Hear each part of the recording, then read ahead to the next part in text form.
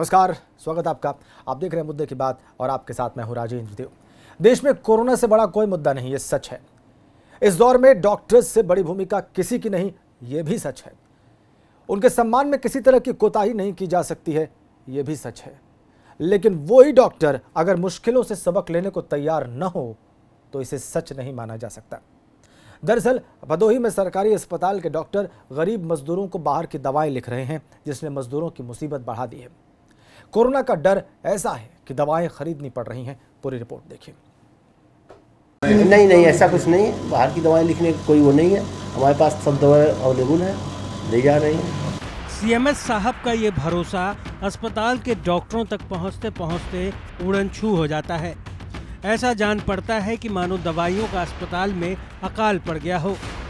यकीन न हो तो सुनिए इस शख्स को जो अपना इलाज कराने यहाँ आया था।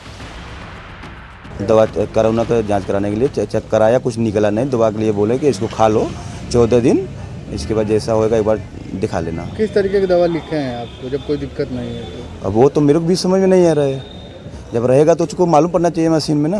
हाँ, कितने का दवा बता रहे हैं? कितने की दवा लिखे? 700 रुपये बोल रहे हैं। दवा तो आपको निःशुल्क मिलनी चाहिए अस्पताल में। फ्री मिलना चाहिए ना। मतलब अभी ये सब तो ये सरकारी हॉस्पिटल है। ये तो सुना आपने, न हर्रा न फिटकरी लेकिन रंग चोखा। अस्पताल में अपना इलाज करने पहुंचे लोगों को 800 रुपए की दवाइयां लिखी जा रही हैं। वो भी ऐसी दवाएं जो अस्पताल के भीतर मिल भी नहीं रही। इसके लिए मजदूरों को बाहर मेडिकल स्टोर पर जाना पड़ रहा है।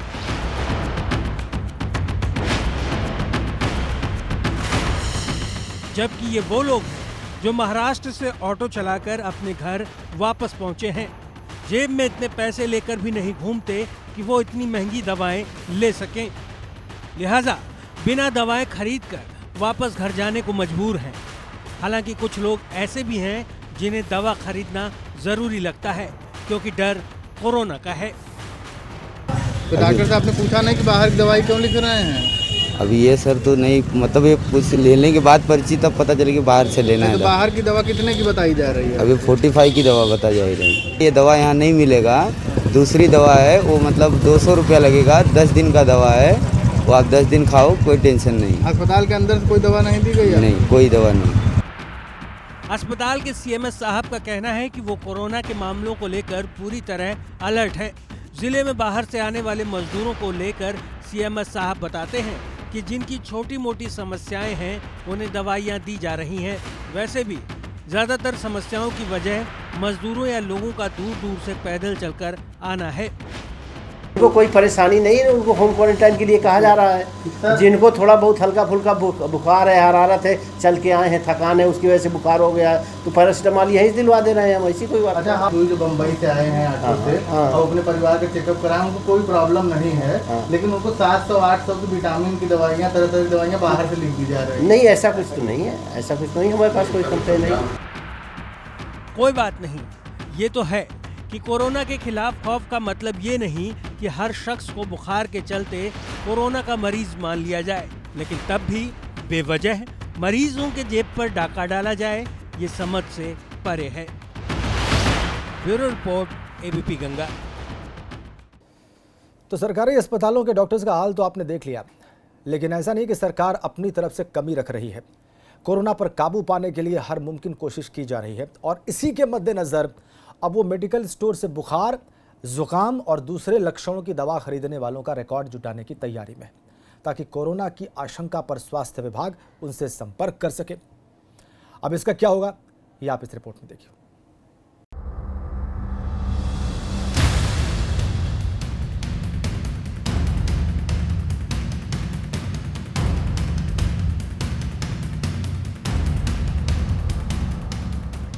कोरोना के मामले उत्तर प्रदेश में लगातार बढ़ते जा रहे हैं। आंकड़ा 4000 को पार करने के करीब है। प्रदेश के 75 जिलों में कोरोना संक्रमित मिल चुके हैं। अच्छी बात यह है कि लोग बड़ी तादाद में ठीक भी हो रहे हैं।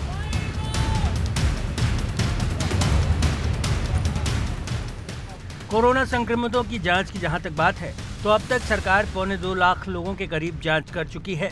इसके अलावा आरोग्य सेतु ऐप के जरिए भी संक्रमितों को ढूंढा जा रहा है। अब तो यूपी सरकार ने अपना खुद का एक ऐप लॉन्च कर दिया है। अब यूपी सरकार एक और रास्ता अख्तियार कर रही है संदिग्ध कोरोना पीड़ितों की पहचान के लिए, और वो तरीका है दवाइयों की होने वाली बिक्री के रिकॉर्ड का। स्वास्थ्य विभाग के निर्देश पर दवा दुकानदारों ने अब खांसी, बुखार जैसी समस्या को लेकर आने वाले ग्राहकों से उनके नाम, पते, फ़ोन नंबर जुटाने शुरू कर दिए हैं। दुकानदारों का कहना है कि इसमें उन्हें कुछ व्यवहारिक कठिनाइयां आ सकती हैं, क्योंकि एक तरफ दुकान जो भी ग्राहक आया, अगर किसी समय भीड़ है वहाँ पर, तो उनको दवा देना, दूसरी तरफ उसकी पूरी एंट्री करना, एक ऑनलाइन फॉर्म भरना।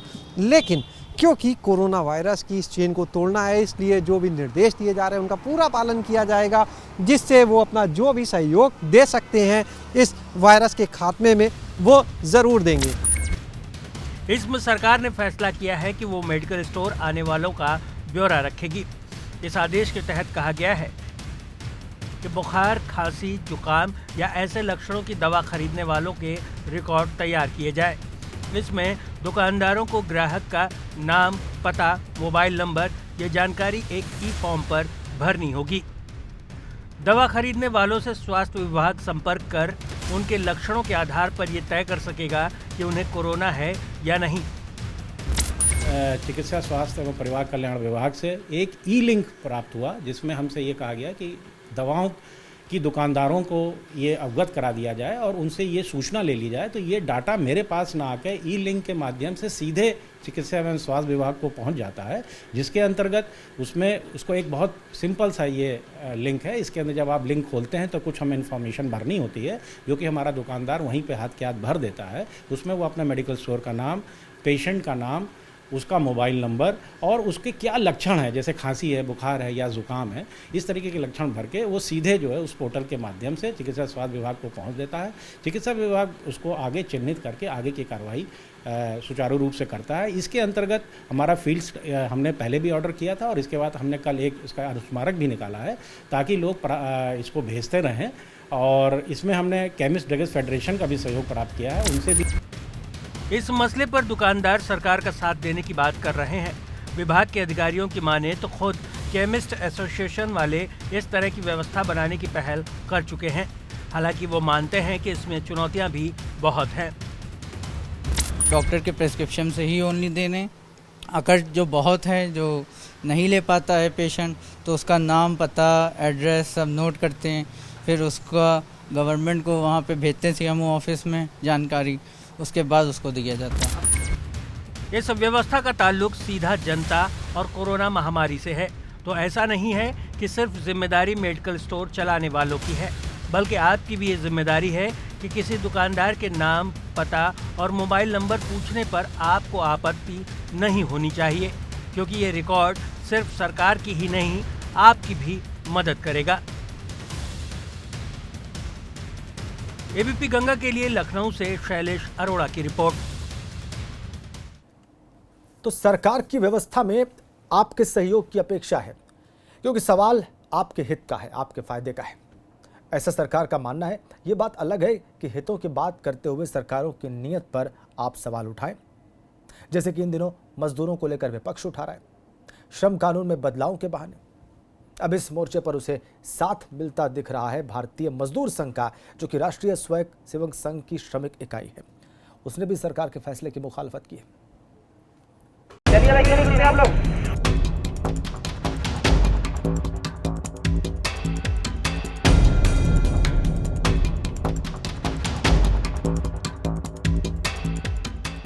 उत्तर प्रदेश में लगातार मजदूरों की वापसी हो रही है। ये वो मजदूर हैं जो रहने वाले उत्तर प्रदेश के हैं, लेकिन कमाने खाने के लिए यूपी को छोड़कर देश के दूसरे राज्यों में रह रहे थे। अब कोरोना ने इन्हें घर लौटने को कह दिया है, क्योंकि पूरे देश में औद्योगिक गतिविधियां पिछले 50 दिनों से ठप रही थीं।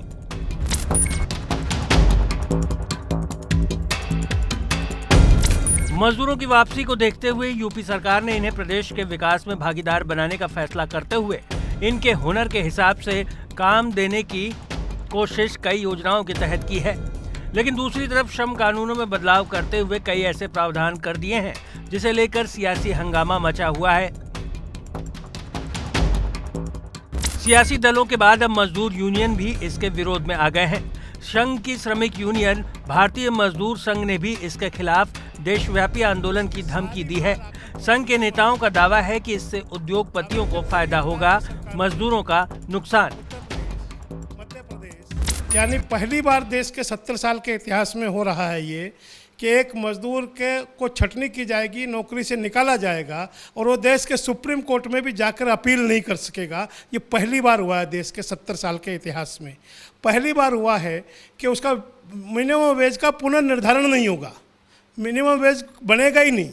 ये पहली बार हो रहा है कि 12 घंटे की ड्यूटी ली जाएगी। यानी ऐसा लग रहा है हमको कि भारत फिर से जंगल राज में जाएगा क्या, लॉलेसनेस आएगी क्या, जिसकी लाठी उसकी भैंस होगी क्या चाहती है सरकार मजदूरों से। और गुजरात संघ के इन आरोपों पर सरकार सफाई देने से बच रही है, जबकि विपक्ष के सवालों पर उसका कहना है कि विपक्ष का हंगामा बेवजह होता है।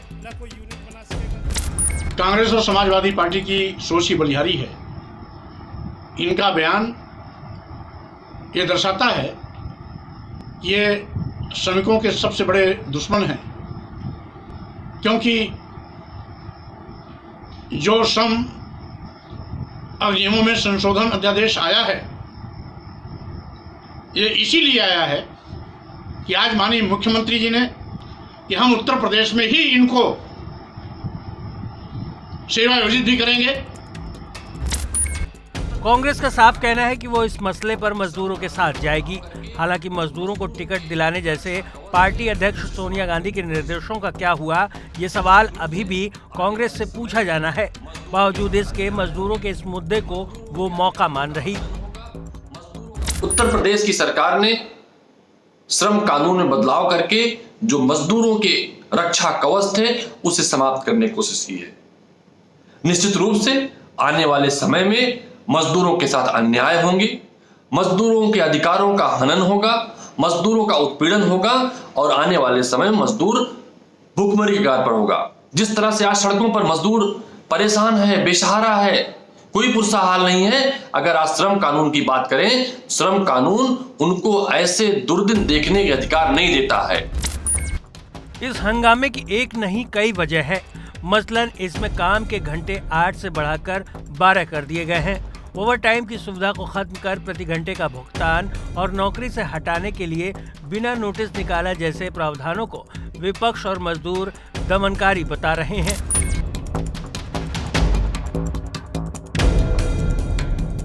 बहरहाल भाजपा सरकारों के इस रुख पर अब तक तो विपक्ष ही अड़ा था। अब भारतीय मजदूर संघ के इसमें दखल देने से मामला दिलचस्प हो गया है। अपने ही संगठन की बुलंद आवाज को कमजोर करने या उस पर कंट्रोल करने की कोशिश आखिर भाजपा सरकारें कैसे करेंगी, ये देखना होगा। नई दिल्ली से अविनाश तिवारी के साथ लखनऊ से अनुभव शुक्ला, एबीपी गंगा। सवाल सिर्फ मजदूरों के हितों का नहीं है, बल्कि उनके हितों का भी है जो अपने बच्चों के बेहतर भविष्य के लिए अच्छे और बड़े बड़े स्कूलों में उनको पढ़ाते हैं, लेकिन आज कोरोना की वजह से संकट में घिर गए हैं। तो चाहते हैं कि रियायत मिले, लेकिन स्कूल उनकी बेबसी पर चालाकी की मुहर लगाने पर उतारू हैं। उत्तर प्रदेश हो या उत्तराखंड, प्राइवेट स्कूलों की फीस का मुद्दा गर्माता जा रहा है, क्योंकि लॉकडाउन की दिक्कतों को भी प्राइवेट स्कूल समझने को तैयार नहीं।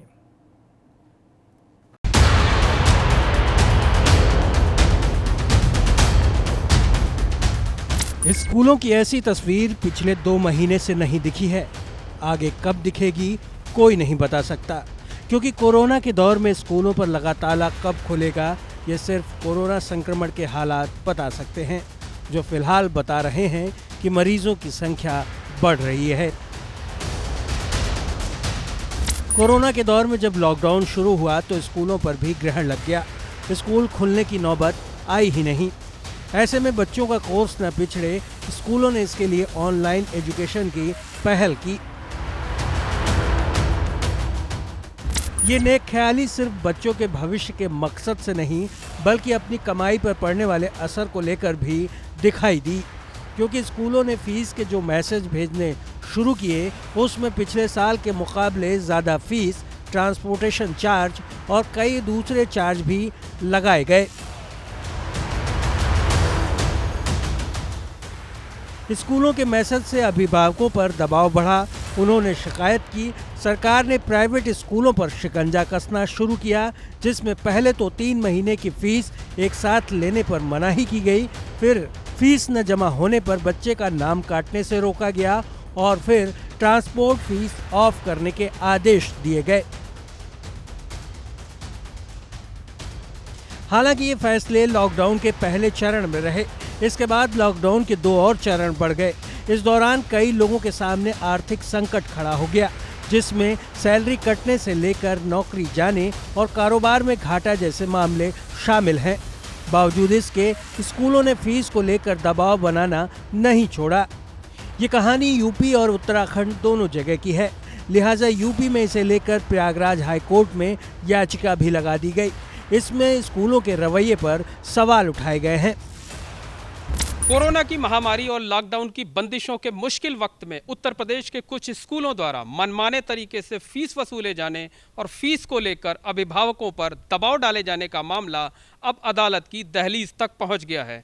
इस मामले में इलाहाबाद हाई कोर्ट के 2 वकीलों ने हाई कोर्ट में अर्जी दाखिल की है और अदालत से दखल दिए जाने की मांग की है। वकीलों की तरफ से दाखिल अर्जी में कहा गया है कि कोरोना की महामारी के दौर में लोगों की नौकरियां जा रही हैं, तमाम लोगों का रोजगार पिछले 2 महीने से बंद पड़ा हुआ है, लोगों की आमदनी का कोई जरिया नहीं रह गया है और सरकार के दिशा निर्देश के बावजूद, सरकार की अपील के बावजूद तमाम स्कूल न सिर्फ मनमाने तरीके से फीस वसूल रहे हैं बल्कि जल्द से जल्द फीस जमा करने को लेकर दबाव भी बना रहे हैं। उनके पास लगातार मैसेज भेजा जा रहा है और ये अल्टीमेटम दिया जा रहा है कि अगर वक्त रहते फीस जमा नहीं की गई तो बच्चे का नाम काट दिया जाएगा। सिर्फ उत्तर प्रदेश ही नहीं, उत्तराखंड के अभिभावकों को भी इसी तरह की समस्या का सामना करना पड़ रहा है। यही कारण है कि उत्तराखंड के स्कूलों में भी ये मसला उठाया जाने लगा है। इसकी शिकायत सरकार तक पहुंच रही है। सरकार भी प्राइवेट स्कूलों को लगातार ऐसी हरकतों से बाज आने की सलाह दे चुकी है और साथ ही सख्ती की बात कही है। ताज़ा आदेश मुख्य शिक्षा अधिकारी देहरादून की तरफ से आया है, जिन्होंने प्राइवेट स्कूलों को आदेश दिया है कि अगर वो ऑनलाइन एजुकेशन दे रहे हैं तो भी सिर्फ ट्यूशन फीस के ही हकदार हैं। जो स्कूल नहीं पढ़ा रहे वो कोई भी फीस नहीं ले सकते। इसी के साथ अभिभावकों से गुजारिश की गई है कि वो अपनी शिकायत लिखित या फिर मेल के जरिए पहुंचा सकते हैं।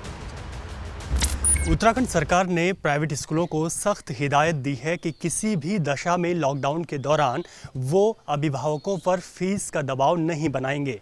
ये भी कहा गया है कि जो अभिभावक सक्षम हैं और फीस को दे सकते हैं वो स्कूलों में फ़ीस जमा कर सकते हैं। लेकिन बावजूद इसके अभी भी कई प्राइवेट स्कूल ऐसे हैं जिनके द्वारा लगातार या तो अभिभावकों को मैसेज दिए जा रहे हैं या फिर इसके साथ ही साथ उन पर फीस को जमा करने का दबाव भी बनाया जा रहा है। इस तरीके की शिकायतें खुद अभिभावक करते हुए नज़र आ रहे हैं। हालांकि प्रशासन के द्वारा ऐसे स्कूलों पर कार्रवाई की बात भी की जा रही है, लेकिन बावजूद इसके जो सिलसिला है मैसेज और दबाव बनाने का वो कई प्राइवेट स्कूलों का लगातार जारी है। खंड विकास अधिकारियों से भी शिकायत की जा सकेगी। ये सच है कि कोरोना ने हालात नाजुक कर दिए हैं। फीस दे पाना सभी के लिए संभव नहीं है। ऐसे में स्कूलों को भी विकल्प खुले रखने की ज़रूरत है, क्योंकि सवाल सिर्फ बच्चों के हितों का नहीं, उनके माँ बाप के हितों का भी है।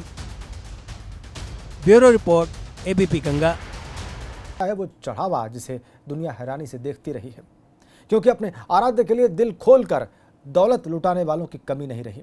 लेकिन लॉकडाउन ने दिल में डर तो भरा, भगवान की झोलियां भी खाली कर दी।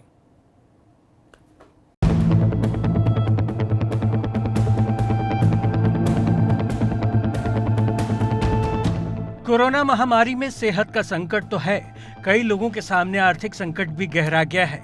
इसमें नौकरी पेशा वाले लोग तो हैं, कारोबारी भी शामिल हैं। लेकिन क्या आपको इसका अंदाजा है कि देश के नामी गिरामी मंदिरों के सामने भी कोरोना ने बड़ा संकट खड़ा कर दिया है? जिन मंदिरों में चढ़ावे की अकूत दौलत सुर्खियां बनती रही हों, कोरोना के दौर में उन मंदिरों के सामने भी ऐसा संकट आया है कि सैलरी के लिए भी जमा पूंजी को खर्च करना पड़ रहा है। क्योंकि लॉकडाउन का समय है, साथ ही सोशल डिस्टेंसिंग को पूरी तरह अमल में रखना है, इसलिए मंदिरों में ताला लग गया है। हालांकि ये ताला सिर्फ भक्तों के लिए लगा है। पुजारी और मंदिरों में रहने वाले कर्मचारी सुबह शाम सब कुछ पहले की ही तरह कर रहे हैं।